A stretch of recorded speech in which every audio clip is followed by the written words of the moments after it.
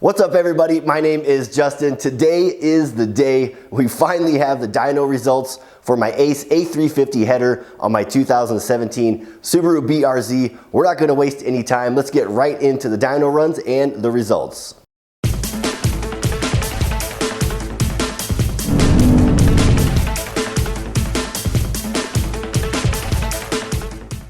All right guys, first things first, before we can take the car in for the dyno session with the Ace A350 header, we wanted to get a baseline set of power numbers with the previous mod list before we went and installed the Ace header. So the first dyno session was actually with my old setup. So basically we had the Blitz air filter, the Perrin inlet tube, the RevWorks header and the Perrin overpipe, the Burke High Flow Cat front pipe, and then my custom exhaust on the back with the MagnaFlow muffler. Now of course the RevWorks header and the Perrin overpipe are the parts that we're going to change out for the second dyno session, of course, with that Ace A350 header. So we're going to switch over to the first dyno session, just show you a quick dyno pull and video of the car from that. We'll go over the numbers that we had and then we'll get into the Ace header results.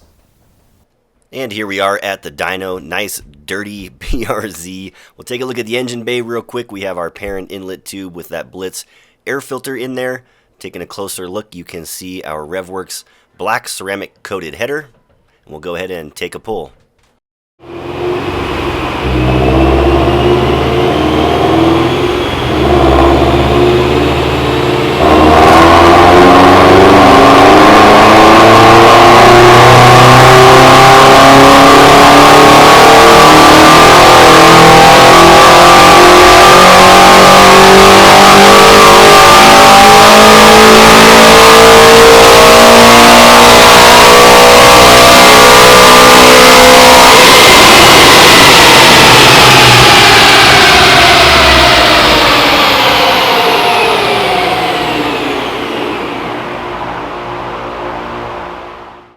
All right, the baseline power numbers are in for the RevWorks header and the Perrin overpipe. We're gonna go ahead and talk about peak power numbers and the weather corrected power numbers only, just to keep things simple. So the peak power numbers for the RevWorks header, we ended up with 186 horsepower and we ended up with 151 pound-feet of torque. Next up, of course, the Ace A350 header. We swapped out the RevWorks header, the Perrin overpipe, threw in the Ace header and the Ace overpipe that comes with that header kit, and of course got the car retuned with Delicious Tuning, and then back at the dyno. So 3 weeks after the previous dyno session, we're back with the Ace header and a nice clean BRZ this time. Same Perrin inlet, same air filter. Now we have the Ace A350 header down in there with the silver ceramic coating. We're gonna take a couple pulls. Alright guys, here we go, Ace header dyno on the inside of the car this time. Get the car into fourth gear. Start the data logging.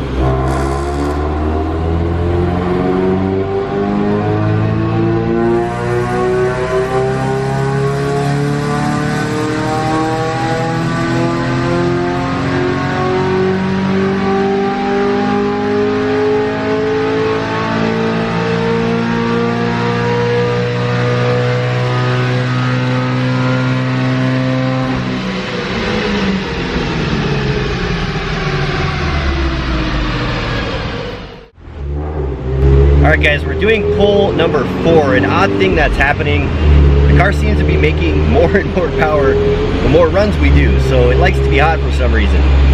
Alright, we're good to go.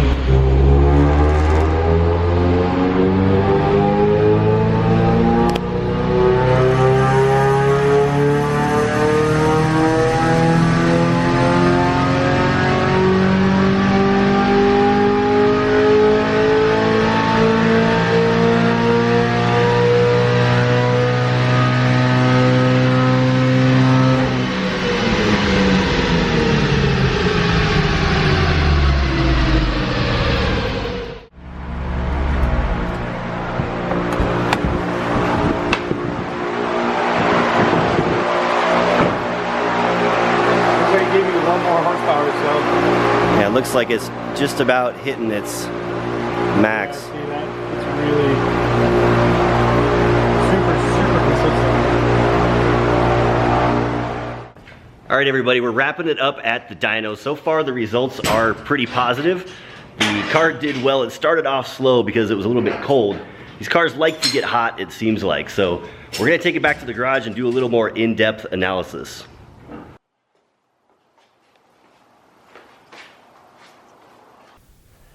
All right, there we go. Ace header results are in. What did we end up on the peak power side? So we had 189 horsepower and 151 pound-feet of torque. Doesn't sound very impressive, does it? So again, those are the peak power numbers: 189 for the Ace header, 186 for the RevWorks header. So just a few horsepower max gain with the Ace header, and then the torque was actually exactly the same for these particular dyno sessions. But as I have told you guys in the past, peak power numbers mean, well, almost nothing, really. We really have to look at the graphs, how the breakdown of the power delivery worked out, and we're gonna take a look at that now, and you're gonna really see what the real results were. All right, so I have my graph in hand. We're gonna flip it up on the screen here and go over the graph. Now, first glance at this thing, what does this tell you? So the Ace header is the solid lines, the solid blue line, the solid red line. The RevWorks header is the dotted line for both torque and horsepower. And clearly with the graph, you can see the massive difference that the Ace header makes when it comes to a power delivery, especially in the torque range. So the Ace header is really gaining a whole bunch of power from about 3,000 RPMs through about 5,000 RPMs, both on the torque side as well as the horsepower side. You'll notice they start to even out as we get into the 5,500 range to the 6,500 range. In fact, the RevWorks header has just a little bit more horsepower and a little bit more torque in that area. But then again, as we get towards the end of the rev range, the Ace header continues making power and more power beyond the point where the RevWorks header starts to fall off. So again, we really have to look at the dyno graphs themselves to do a real comparison and see where the power delivery changes, where the torque changes, where the horsepower changes in that power curve. And again, these numbers are the corrected values, so you can expect a little, maybe 1 or 2% variation in the numbers.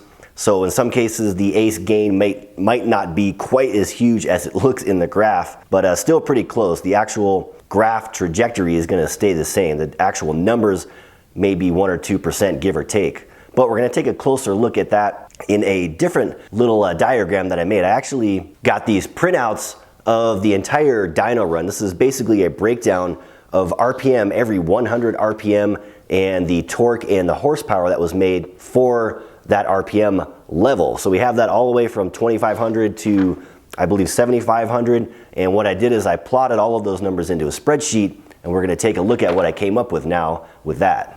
So this one here I like to call my little power heat map. It shows the whole rev range of the dyno session. It shows our peak numbers, again, 151 max torque for the RevWorks header, 186 horsepower, 151 and 189 for the Ace. And then what I did, it was basically plotted the differences between each header and each dyno session into this colored heat map. So the green basically represents where the Ace is making more power, and then the red represents where the RevWorks is making more horsepower, or where the Ace is making less power in this case, since this is basically taking the Ace value and subtracting the RevWorks value from it. And as you can see, when we take a real close look at this torque scale and horsepower scale, the Ace header is making significant power gains. Again, like I mentioned, from about the 3,000 RPM range through to about 5,000 RPMs. But if you look real close, around 3,300 to roughly 4,000, we're gaining up to 17 pound-feet of torque, which is pretty dang impressive for the Ace header. And you can see we're going on average maybe about 10 to 12 or 12 to 14 in that range. So a big old boost, big green section for the Ace header there. On the torque scale, on the horsepower scale, the numbers are similar, just not quite as high. And then the RevWorks header, still a little bit behind, beyond 4,000 through the 5,000 range. We still have gains on the Ace side for sure. And then as we touched on earlier, around 5,500 RPMs, for whatever reason, I'm not quite sure. Could have just been the weather for that particular day, but as you can see, the RevWorks header kind of picks things back up, and it's making a little bit more power than the Ace header. So around 3 pound-feet of torque at a maximum, around 4 horsepower at a maximum. But again, it doesn't last long before, again, the Ace header picks it up and sees up to 18 horsepower max gain on the top end and 13 horsepower, or I'm sorry, 13 pound-feet of torque on that top end again. So that heat map style graph is a pretty fun graph to look at. I think it gives you another visualization on how the power delivery occurs on the dyno in addition to our dyno graph itself. All right, and one last graph before we start to close this thing out. I actually still had my graph from the stock dyno session when my 2017 BRZ was in its stock form, and I was able to plot that against the ACE header dyno session. So this is pretty silly. Taking a closer look at the graph here, you'll notice massive torque and massive horsepower increases, again in that 3,000 to 5,000 RPM range. In fact, the ACE header keeps it going long after the stock header does in all regards.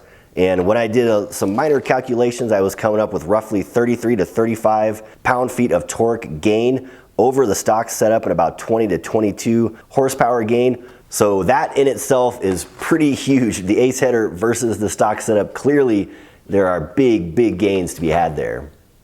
All right, everybody, there we go. The ACE A350 header versus my RevWorks header and the Perrin overpipe. Pretty dang significant gains there. I was actually a bit surprised at how much more low end and mid-range torque and horsepower the ACE made over the RevWorks, and conversely how the RevWorks made a little bit more power on the top end, or at least in that 5,500 to 6,500 range. From what I know about equal length headers like the ACE and unequal length headers like the RevWorks, the UEL headers have traditionally been known to make more low end and mid-range torque and then less power on the top end, but clearly the ACE A350 header is making better power everywhere compared to the UEL header, and that is a good thing, and that's what I wanted with this upgrade. Definitely happy with how things turned out, and I'm really excited to start racing the car with the header. I have not had a race yet with the ACE header, so that should be fun to try it out in an actual race scenario. Now, one thing you might be asking, is the ACE header worth it for you? Now, I can't tell you which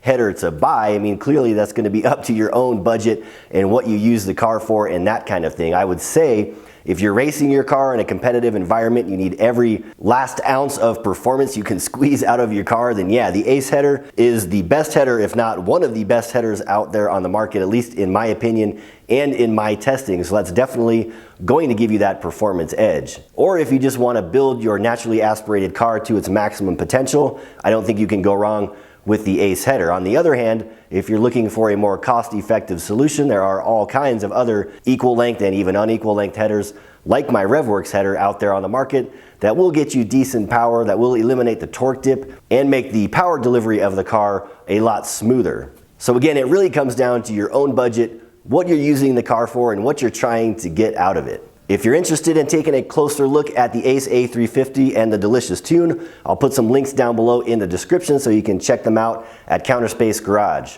So with that, you guys let me know what you think in the comments down below. Did you like the way I carried out this test? Do you think the data was accurate? I tried to make it as accurate and even as I could with similar conditions, but again, like I said, with dyno stuff like this, you always got to expect maybe a 1 or 2% deviation, give or take, on the power numbers. But again, looking at that graph for the ACE A350 header, you can clearly see where it is making more power compared to the unequal length RevWorks header. So thanks again everybody for watching. Stay tuned for more. We got a lot of more good stuff coming up here real soon. And if you have not done so yet, hit that subscribe button down below. Like the video if you enjoyed the content. Again, leave those comments. I love hearing from you guys. Stay fast out there, everybody. I'm checking out. Talk to you all next time.